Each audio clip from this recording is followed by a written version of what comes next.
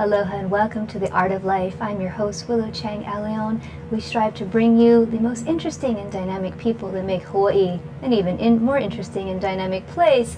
And our guest today certainly fits the bill. This is Miss Melissa May White. She is the co-founder of the Hawaii Fashion Incubator. I might have said that in the wrong order. I am a smidge dyslexic.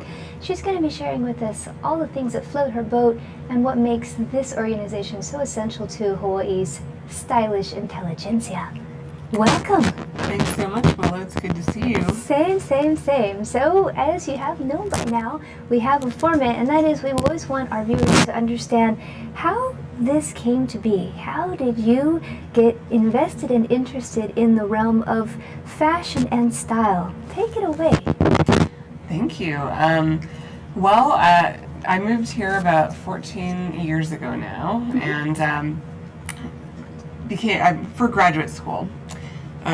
Started working in environmental planning, which I still do some work in, but quickly was of the mind of needing a creative outlet, as many people are once they start their real lives. Right. So connected with my longtime interest in fashion, something that I'd been doing all through college, and just started researching the industry, seeing whether I could do it in Hawaii and how I might plug in, because at that time there wasn't a lot happening here. It was kind of a doldrums of the industry a little bit, and I just wasn't sure what the opportunities were. So you were actually one of the first people who opened one of those doors. I don't know what you're talking about. Our histories are a little bit intertwined there. So you introduced me to Paula Rath and her fashion forum at the Honolulu Advertiser, and so she became a great mentor and friend, and still is to this day.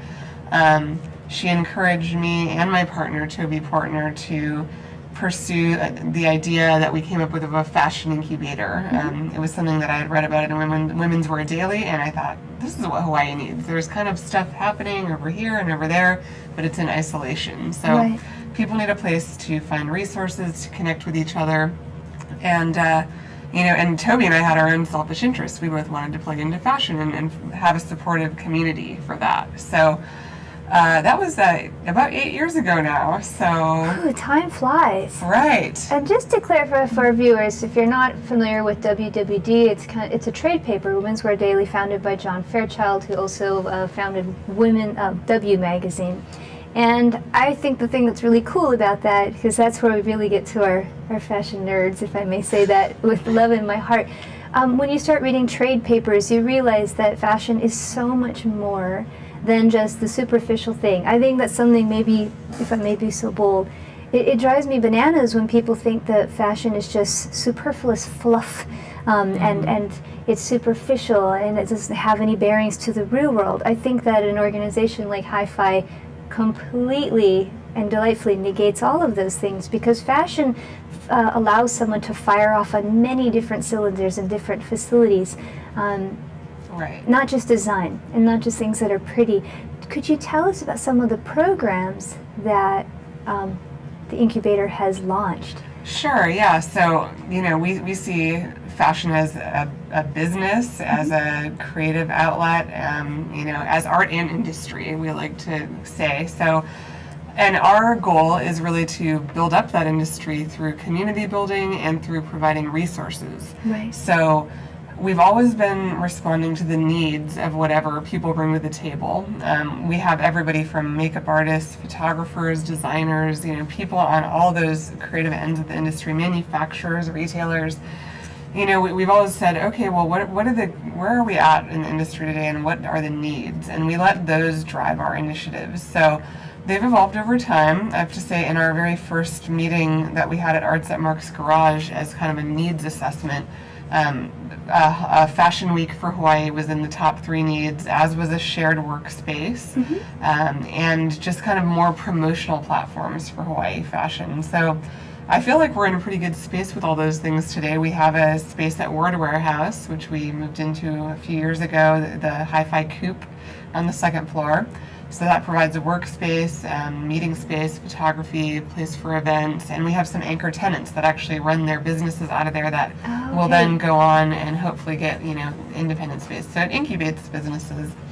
And then, we have done many events over the years, the biggest of which is Hawaii Fashion Month. That was launched in 2013, in its first year, October. It'll be in November this year. So we're kind of working on all those needs areas. And during Fashion Month last year, we were able to conduct a renewed needs assessment. Now that the industry's matured a little bit, we have a lot bigger talent base now, and people that are jumping up, they're getting beyond that first stage into the next, scaling up. And so what we've identified as the top 3 needs for this year are promotions continued, manufacturing, and capital. And that's where we're focusing our initiatives this year. So that includes, trying to figure out what kind of manufacturing is possible here and make resources available so that when designers are ready to stop sewing themselves or just having one person sew for them, they'll know where to go, even if they're not ready to go full-on factory yet. Putting those bridges in place, and also teaching people about fashion as a business so that investors understand that and that they're confident in putting their support behind it. So awesome. There's so many things you said, my brain is just going poo, poo, poo, poo. I bet. Right? You had mentioned something about investors, and recently there was the unfortunate, I was going to call it tragedy, with Loren Scott, phenomenal designer, and whenever we deal with a matter of suicide, it's clearly a serious issue. There could be mental health issues. We don't know. We can only speculate. But one of the things that was cited is that she was in debt. I'm really surprised how many people, just lay people, are unaware of the tremendous resources necessary to launch something like fashion. I saw people saying on Facebook and social media, like, wow, how does somebody just rack up $6 million worth of debt? And I just thought, oh, facepalm. It's expensive when you're commissioning pattern drafters, you're launching campaigns, you're having fashion shows, you're having specific textiles that are exclusive to your line that's being created. All of those things and all of those vendors that need to be paid, it gets very costly. What type of things with the business side can the Fashion Incubator share to maybe make sure that people don't get overextended? I mean, I'm assuming it can happen very quickly. Right. Yeah, you're absolutely right about all of that. And I think part of it is just educating people on the entire fashion cycle and what it actually takes. Because when people go in, it's kind of eyes wide open.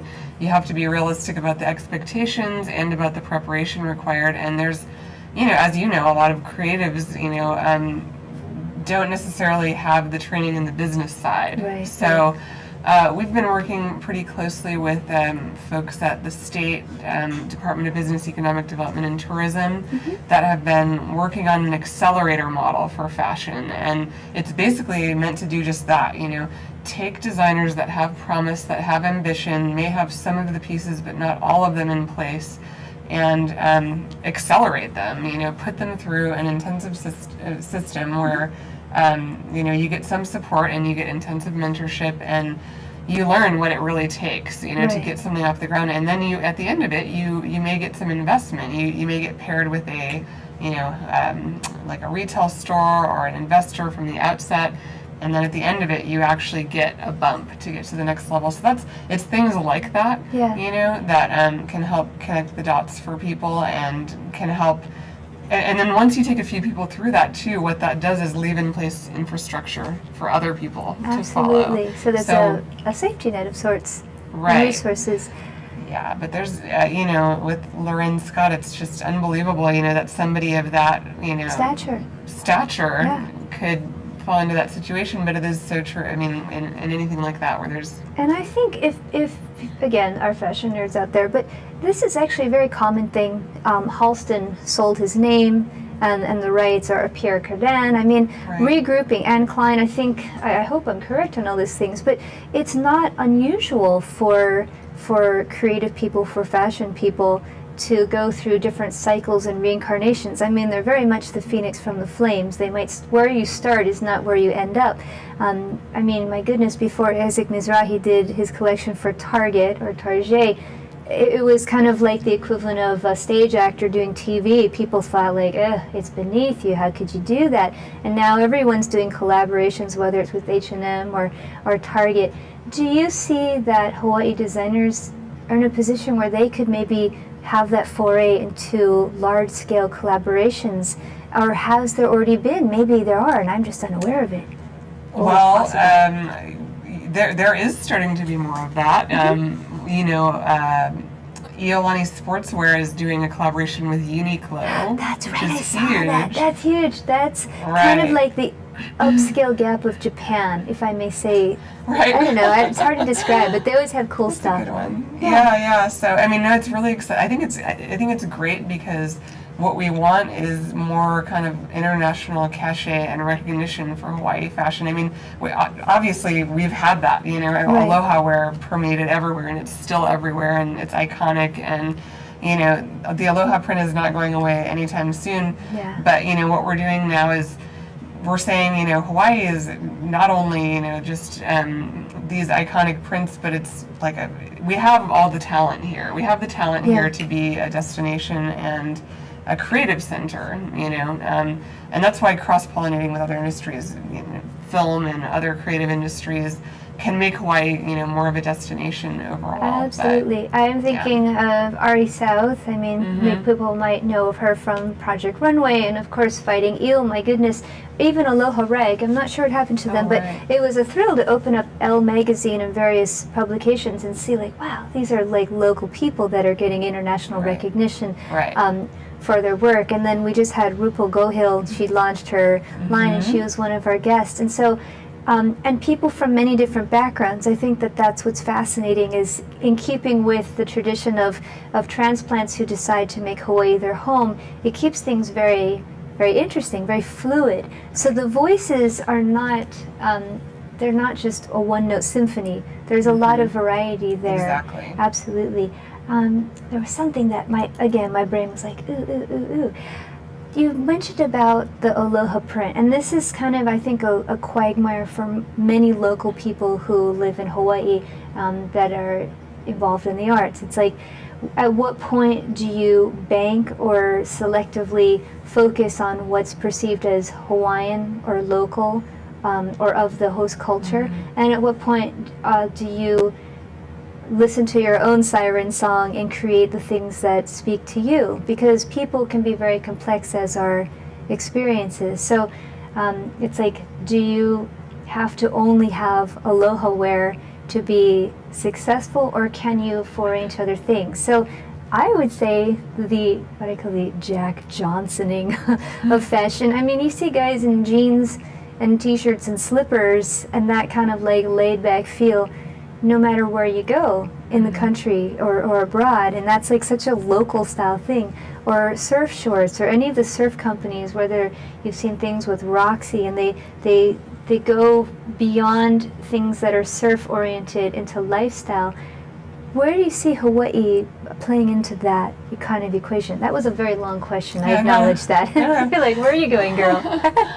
Well, yeah, there's always kind of, I don't know if I'd call it a tension, but, you know, there's that, you know, crossroads of the things that say Hawaii, you know, and they will definitely always resonate with people because Hawaii has such a strong brand and a strong emotional pull, and you know, that's going to be always a huge part of the marketability of Hawaii fashion, is the things that remind people of Hawaii. Goodness, Tommy Bahama's built a whole career off of it, and they're not even from Hawaii. Yeah, exactly. So, yeah, exactly. Or the island, you know, there's an island thing too, but Hawaii, we have that going for us, and we shouldn't ignore that. You know, I think people are always going to be, you can't fight the inspiration. They're always going to be inspired by the nature and the florals and all of that, and that's great. And I think it'll continue, and it's a lot of people are reinterpreting it in fresh ways. You know, Manuhea Ali'i makes great prints that are, and Sig Zane, of course, they just keep pushing the envelope without, you know, repeating the same. Or repurposing the Mumu Heaven. Right, yeah. So, but then, you know, we do want to show that we also want to show off our international cachet because, Absolutely. you know, like you said, the diversity and the influences that we have are so unique, and our connections to the world and just the talent, the sheer talent, you know, the people that have been here and gone to other parts of the world and then even brought their talent back here. It's just on par with anywhere. So Yeah. we really want to play that up as well. It's just kind of, and that's, as the incubator, I'm just always speaking from this place of like, we provide a platform for everyone to show what they do. So I think it's all great. It's so aloha of Yeah. you. I love that. We have to take that break. It'll be one of three, but stay tuned because there are so many things to discuss with our guest, Melissa May White. Here we are on The Art of Life. I'm Hong Jiang, host for Asia in Review on Tuesdays. And I'm David Day, host for Asian Review on Thursdays. Both of us broadcast our respective shows at 4 p.m. And my topics tend to deal with questions related to environment, culture, history, and sometimes human rights.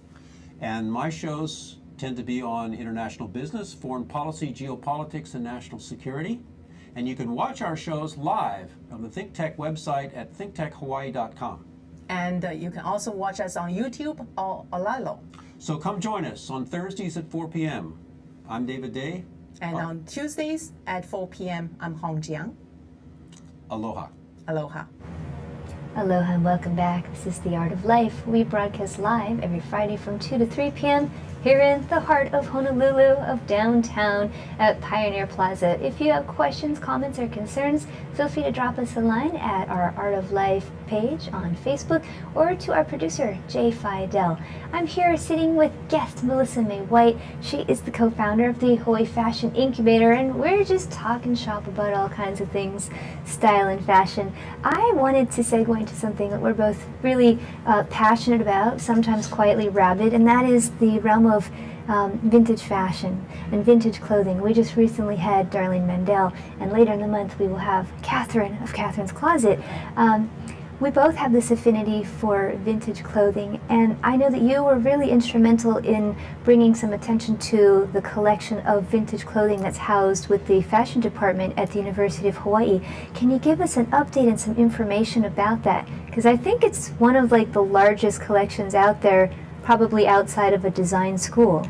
Really, it is. It's a wonderful resource. It's the UH Costume Museum, and there are more than 20,000 historic garments in their collection, and it's one of the largest collections housed by an American university. But you know, it's kind of under the radar, and you know, thanks to some collaborations and some efforts over the last few years, it's getting out there more often. It's currently housed on campus in Miller Hall, and they have an exhibition, I believe, going on right now that the public can go to. But what we've tried to do, you know, is HIFI befriended the collection early on. We just thought it was fabulous and that more people needed to know about it, and we'd love to see a high-profile, permanent home for it so it can grow and really show off historic fashion from Hawaii and actually around the whole world. They have multiple collections, but. So we've done multiple events, and we've tried to tie them in wherever we possibly can. You know, I remember you folks were involved with the Alfred Shaheen exhibit, which was at Bishop Museum. Yes, maybe? Well, we weren't directly involved in that one, but we did do a showcase of the collection specifically for Ala Moana Center's 50th anniversary, and that was really successful. It was in a retail space just outside Nordstrom. And that was, I think we counted over 7,000 people came through that space over 10 days. So it was incredible. It got great exposure for the collection, and we're always looking for ways to keep getting it out there. It's a little challenging because these are museum quality garments, so they have to be shown in the right environment, and handled properly. But we had a little exhibit during Fashion Month last year, and we hope to find another venue for it this year to get out there. So. And for those viewers out there, Alfred Shaheen, the king of so many things, integrating various elements from what we call exotica and Polynesian themes and Asian themes and even Middle Eastern themes, him being a Lebanese immigrant, and also the purveyor of creating that unique gold dyes and screen printing his own fabrics, and was carried in many of the finest boutiques. I mean, goodness, Bergdorf Goodman and Saks Fifth Avenue, and you name it. So there is certainly a legacy here that Fashion Incubator are building upon, that you can assert and say, yes, fashion has taken root in Hawaii. How cool is that? Pretty That's cool. true. Yeah, we have this amazing legacy, and when we first started the HIFI, we weren't totally, because there was not as much happening then, it was easy to overlook, but we always try to remember that. Right. I mean, back in the 60s and 70s, we had hundreds of local manufacturers of clothing, and we had, a huge amount of international visibility. They brought in, buyers from the mainland, media from the mainland. Right. And there's a lot of people around that remember those days and would like to go back to them. So we're trying to make that happen. Fantastic. I wanted to ask you about Hawaii Fashion Month. So last year was the debut of a Hawaii Fashion Month, and I'm going to make the assumption, but correct me if I'm wrong, it's always a possibility. Within, I guess, what we'll call the traditional realm of fashion, there tends to be two major showcases of Fashion Week. And that rotates depending on what city, whether you're in Milan or New York or Tokyo or Paris, etc. There's spring collection and there's fall collection, and it's always shown super in advance. So I know a lot of lay people, and I say that with affection, they're like, who's thinking about fur coats when it's springtime right now? But it's just setting your sights in advance. Yeah. How did you folks decide to do October as your month? And I know now that there might be a date change or a month change. Can you tell us about the process of that focal point for the Fashion Month? Sure, there was a lot of discussion about that, as you can imagine. There's a good question in there about who is this for, Right. in a lot of ways. That is actually within the window of time that spring collections are showing in other parts of the world. So that's one factor, is if you're really targeting wholesale buyers, you're going to want to show You your... are smart. We like that. Well, and that was one of the goals, was to try to get more local designers in front of buyers, But it's also a huge public platform for both locals and visitors. And the first year was very Hawaii-centric, local-centric, because I think it kind of had to be. It was kind of time for us to say, we have a fashion industry, and we need to take stock of where we're at. And because a lot of public, they think, we have a fashion industry? Yeah, right? it's true. So it was kind of a baseline, a time to come together and say, take stock of where we were, because we didn't even realize half of these people were out there. It grew our perception of what we have. Let people show what they do, and then we say, okay, well, from here on, we're going to go forward aligned, and we're going to grow every year and make it a bigger platform. And this year, we decided to move it to November, and that was one of the things that was under discussion. It was a debate, September, October, November, and we figured we had one chance to change it, and the universe was telling us November, because for a number of reasons. One, if you're looking at a retail customer or a visitor, it's actually a bigger shoulder month. You could be more of a draw. Right. People are thinking about holiday shopping already. This is true. And a lot of the designers here, are kind of in the direct retailing mode, and until the industry matures a little bit more, we may not have as much of a wholesale market for people outside Hawaii. There's a lot of hurdles to cross before people can start selling to Nordstrom nationwide. So it's a factor of where we are as an industry too. But then also we got a lot of feedback that the international fashion calendar would lend itself better to November, because Tokyo Fashion Week is mid to late October. Wow. And people that are involved in Tokyo Fashion Week, actually, they said, you guys really need to look at November, because that'll be the time when people from Japan can come, and other people that have done this circuit can come over. So they're actually going to be doing an event with us, the Tokyo Fashion Week people. That is so cool. Yeah, they're partnering with Honolulu Magazine to do a major anchor event of Fashion Month, which they're calling Honolulu Fashion Week. So yay, we got our Fashion Week as a signature event of Hawaii Fashion Month, and they're going to pair international designers with local designers for a showcase of a collection that they did collaboratively. I wanted to ask you something else, because it could just be a happy occurrence, but it seems like since the creation of HIFI, there has been a renewed, or maybe even a new approach, a resurgence of interest in fashion, and the one way that I see that very visible is that lovely chestnut, the printed magazine. I'm a fan. I know everyone's been lamenting print, and they say that it's over, it's done with, everything's digital, and it's like, really? Well, there's Flex Hawaii, there's modern Hawaii Modern Luxury magazine. Of course, we still have Honolulu that's been around, since the flood for over 100 years.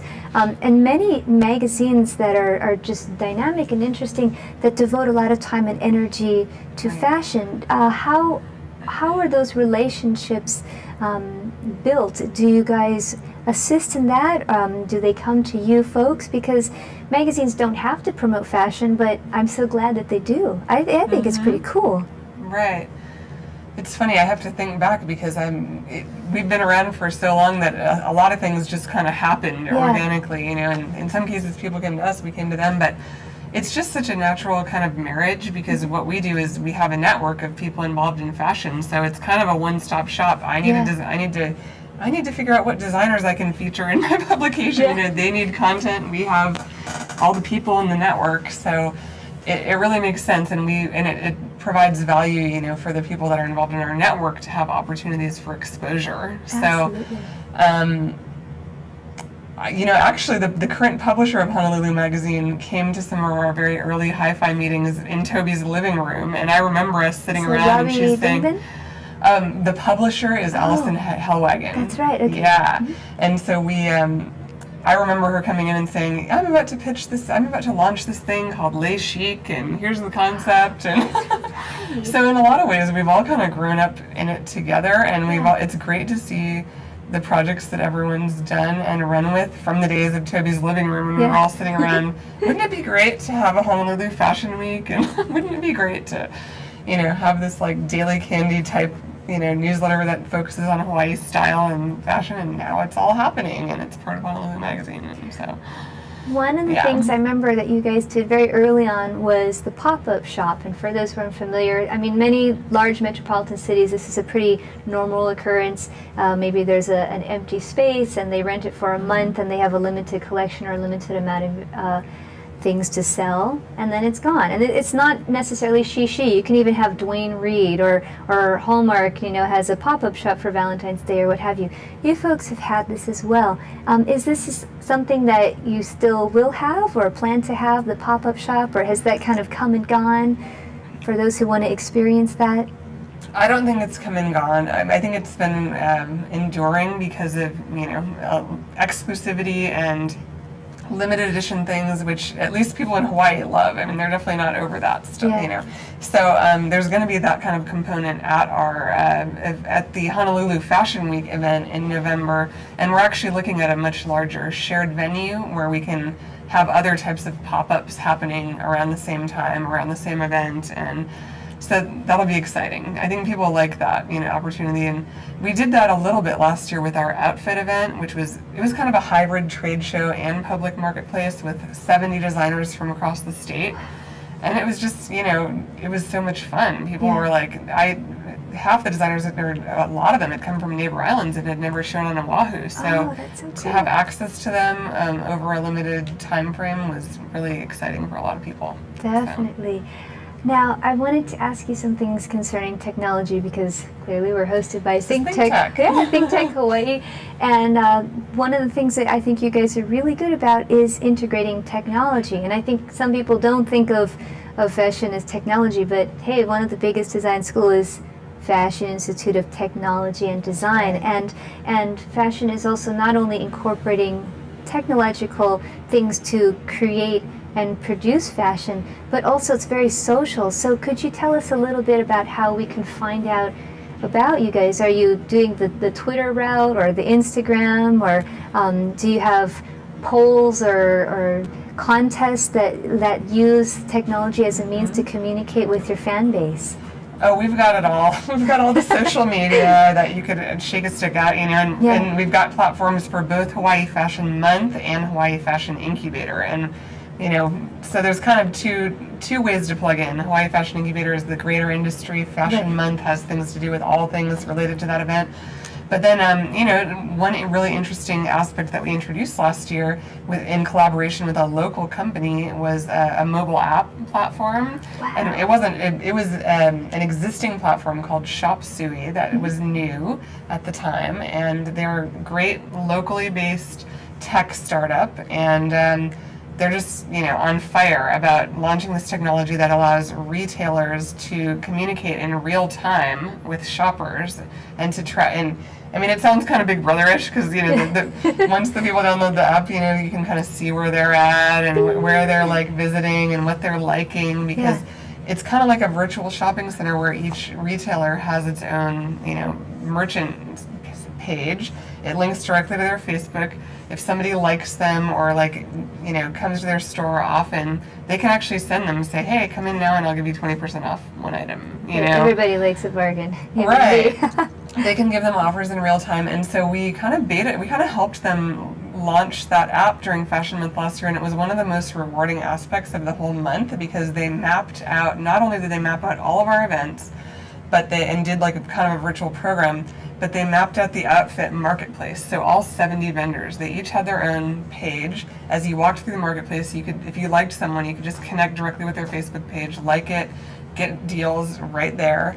And it was a real win-win because Shop Suey tripled their user base over the course of Hawaii Fashion Month. And that's just within a month. Yeah. Woohoo! So it was just a great, and not only that, but they produce great marketing products, and they're just really great people all around. So we're definitely looking. I just went to Entrepreneur Day at the Capitol a couple weeks ago, and I found a couple other really promising looking tech startups that we could see applications, for like live polling, voting on your favorite looks in a fashion show kind of thing. So I'm definitely interested in partnering with more tech companies to get them exposure and to elevate what we're doing around fashion. So. And the interesting thing about tech industry is, to some degree, you don't have to be present or in the location that you're representing, and then that's the plus of it. But I think the really beautiful thing here is that when you're investing in Hawaii talent, it gives people a connection and opportunity to actually work where they live. And a lot of people would love to stay in Hawaii. They don't want to feel like that they have to go to, Portland or San Francisco. They actually want to do what it is that they do here in Hawaii. So you guys are giving them that opportunity to make that connection. Right. Yeah. Really cool. Fight the brain drain. Yeah, exactly. You might as well, if we're keeping it local fashion, we might as well keep it local food, film, there's so much music, there's so many opportunities for that, so. And you just said something that made me say, ooh, ooh, ooh. We have to take our second break, but stay tuned because you'll find out what the ooh is going to lead to here on The Art of Life. Castle and Cook, Hawaii. Investing in Hawaii, creating communities, and providing for the needs of our state. Collateral Analytics. Empowering the real estate industry to make better informed property investment decisions. The Foreign Trade Zone, bringing the benefits of the Foreign Trade Zone programs to Hawaii businesses and entrepreneurs. Galen Ho, a senior executive of BAE Systems, a global defense, security, and aerospace company. Hawaiian Electric Company and its affiliates Maui Electric and Hawaii Electric Light Company on Hawaii Island. The Hawaii Energy Policy Forum, incorporating diverse perspectives to design a flexible and forward-looking energy strategy. Hawaii Energy, the state's energy and efficiency program created to help Hawaii's residents and businesses adopt a clean energy lifestyle. Hawaii Gas, helping Hawaii achieve its transition to clean energy and a better energy future. Hawaii Pacific Health, bringing technology and teamwork together to transform healthcare in Hawaii. The High Tech Development Corporation, attached to DBED, is the state's leading technology agency. The Scheidler Family Foundation, supporting educational, cultural, and charitable organizations, including ThinkTech. Welcome back here. It is The Art of Life. I've got Melissa May White. She's the co-founder of the Hawaii Fashion Incubator, and in journalistic integrity, yes, we've known each other for a while, but that's the joy of living on an island. If you are so inclined, you're going to end up meeting the cool and fabulous people, and I'm so glad to call her a friend and a colleague. Welcome back. Thanks. You had mentioned before the break the idea and the concept of integrating local talent for a local event, and you had mentioned fashion and food and design and many other things, which 30 seconds later I can't remember all of them, but it made me say ooh, ooh, ooh, because fashion is really so much more than just the clothes that we put on our body. It's an approach to a lifestyle, and it is music, it is things that we see in film. It's the way the food is presented and all of those things. And some people make the distinction between fashion and style. But what would you like to share with people to maybe change their perspective about what fashion is, or what is it to you? There's like 3 questions there. Right. Well, those are big ones, Yeah. too. You're like, how much time do we have?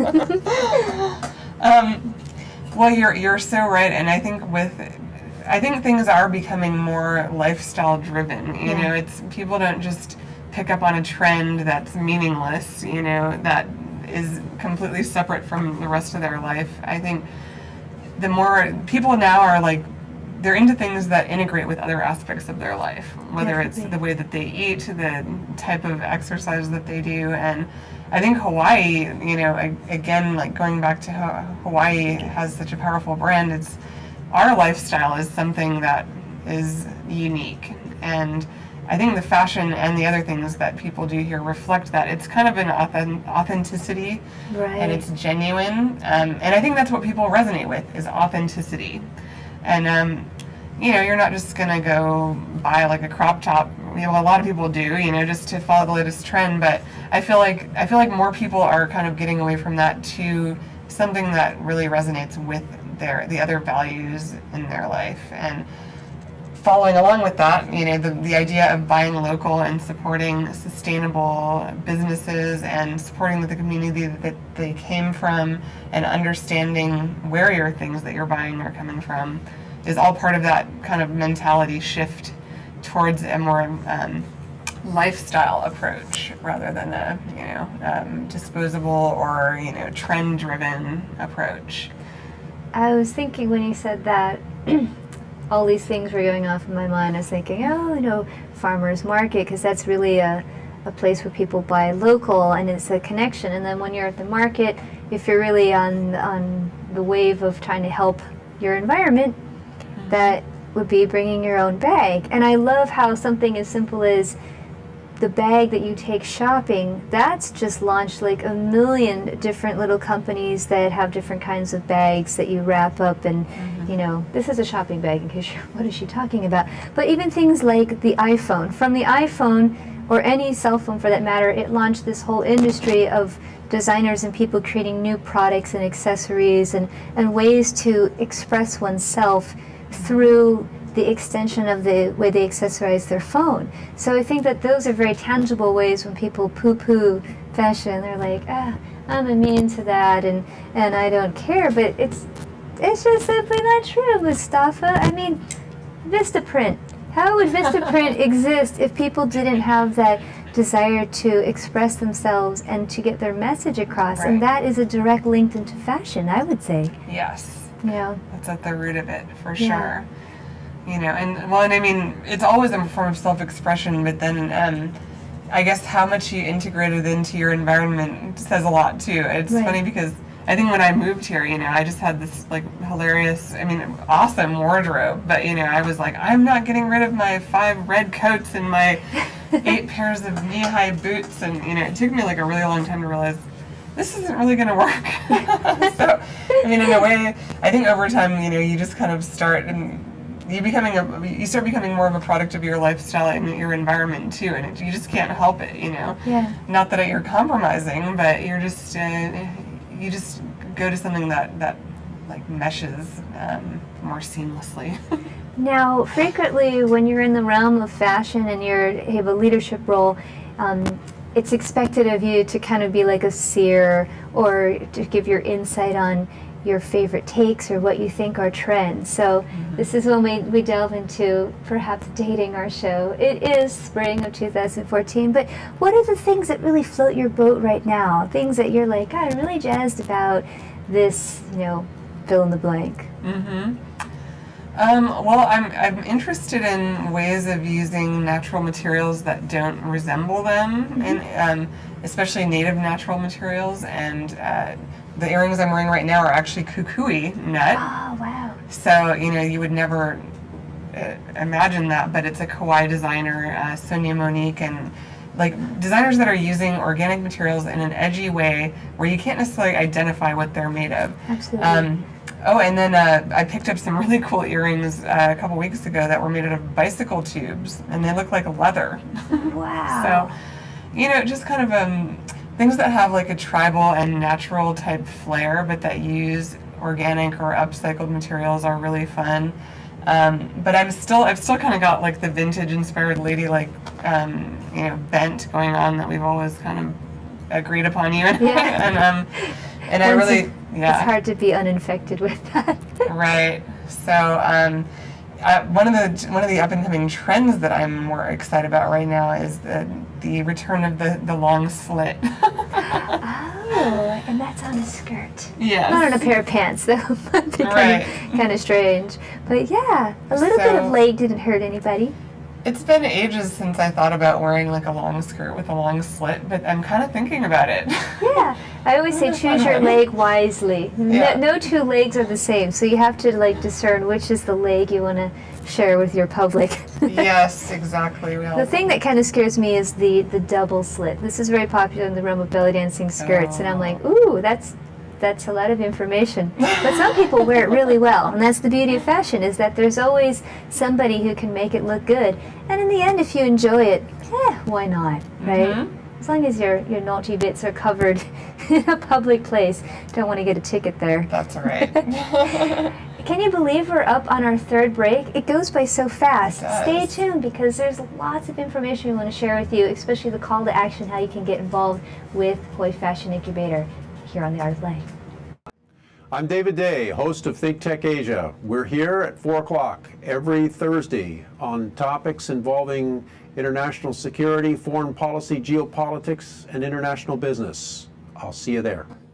Hi, I'm Attila Saras, host of Next Big Thing, the ThinkTech show, where we give people a place with great ideas, a chance to share them with the world. Be sure to tune in this Friday from 4 to 4:50 p.m., and I will see you there.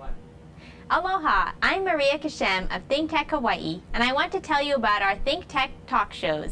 If you didn't know it, ThinkTech streams video and audio for all of its shows live on the internet from 2 to 5 p.m. every weekday afternoon, and we replay them all night long on ustream.tv.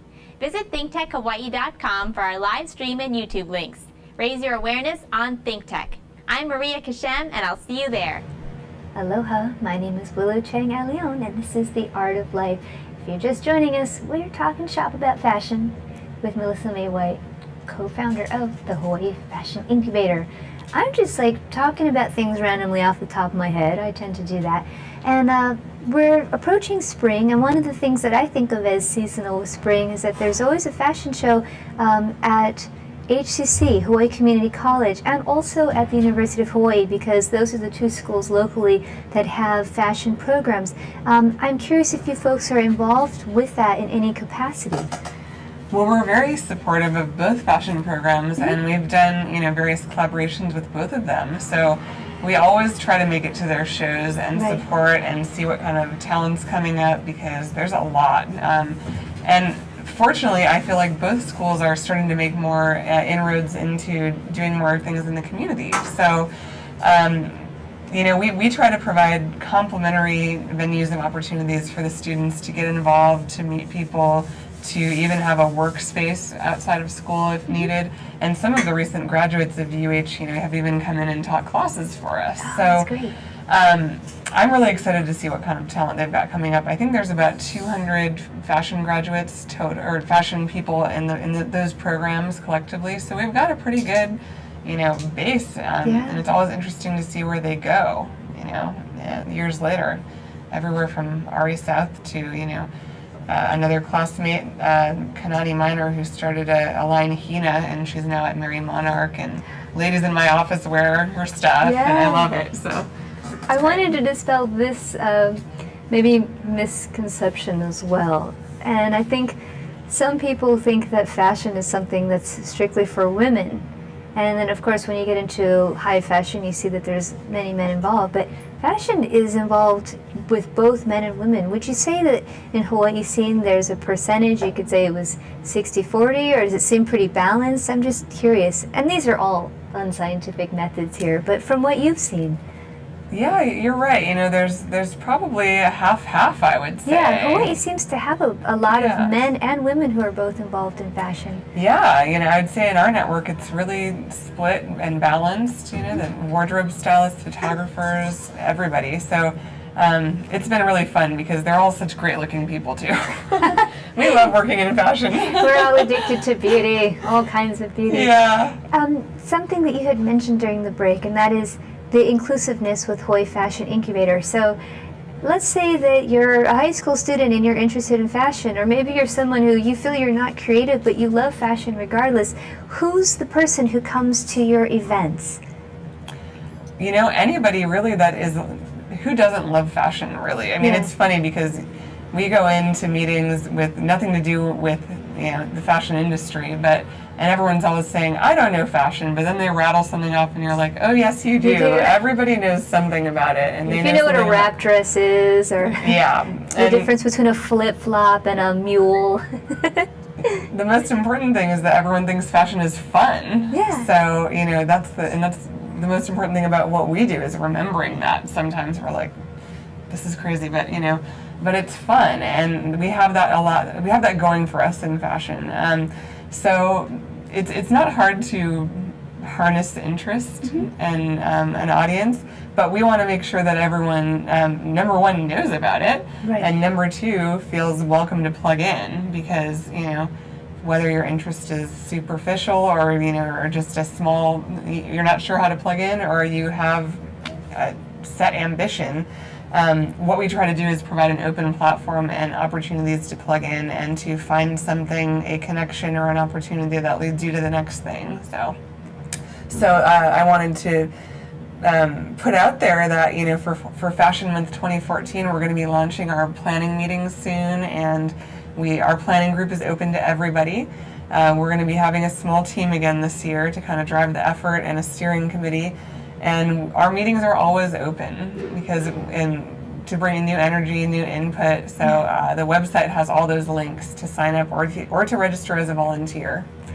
So I'm going to just say this because I'm trying to encourage my students to watch the show. But for people who maybe are taking a non-traditional approach to education, this is a really great way to get involved. And so I always assert that many teachers will be running after me with lit torches, like, why did you suggest that? But this is the type of thing, they could come and volunteer or work behind the scenes or learn something. And if you do a project about that or you write about it, why not try to see if you could get some credit for that and acknowledgement for the work that you've put in volunteering with Hawaii Fashion Week. I mean, Right. there's many ways that this can benefit people, or if you've just moved to the islands and you want to learn who the movers and shakers are, or make connections and make friends. I mean, what a great opportunity to do this. Or if you've just transitioned and you're in between careers, or retirees. I mean, it's the type of thing where, from what I'm hearing, you can get involved on a lot of different levels. you can, and it's really amazing, just coming to a steering committee meeting, like the people that are involved across the whole industry, they're leaders across the whole industry, and it's amazing to have them all in one room, Right. to go sit in, share some input, and to have the opportunity to meet all those people. It's Yeah. just kind of, it didn't exist, when we first started, and it's really energizing to be around it now, to be around all the people who are coming together to collaborate and make stuff happen. So Absolutely, that's inspiration in itself. So I want our viewers to know a couple things. You mentioned you have meetings up and coming. How could they find out about that information? So the HawaiiFashionMonth.com website that has a Get Involved page, and our links are currently live. We have volunteer registration, we have a planning group sign up, which is the way to find out about upcoming meetings that you can drop in on. And we also have a public mailing list if you just want to if you just want to know when the fashion show is going to be, you can sign up for that list. Yeah. And then, we're recruiting for a small team, like I said, to kind of run the effort, everything from social media to PR and different kinds of videography, things like that. So Online, you have a Facebook page. yes, we do, for both HIFI and Hawaii Fashion Month, we do. HIFI is with an I, not with a Y. Yes, Hawaii Fashion Incubator, and we actually, as another bonus, we have a private industry group for Hawaii Fashion Incubator with over 500 people, and it's a great place for when you're looking for something specific to support your needs, and you can find a great engaged pool of people there. So. Can you tell us also, remind us about Coop, Ward Warehouse, is that correct?